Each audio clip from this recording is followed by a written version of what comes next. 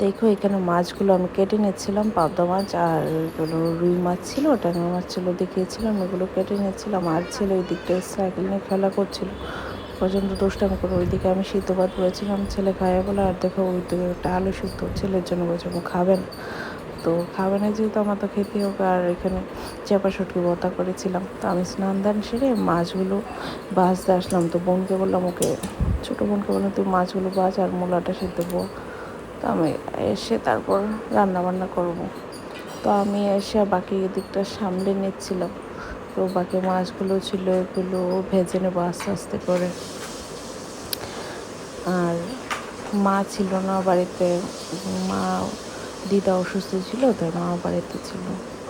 তা আমরা এইগুলো দিক থেকে সামনে নিয়েছিলাম।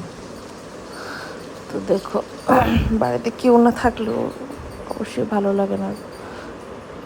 কয়েকদিন আগে ও পাপা এসেছিলো বাড়িতে দেখতে, ওই সময়টা খুব ভালো ছিল।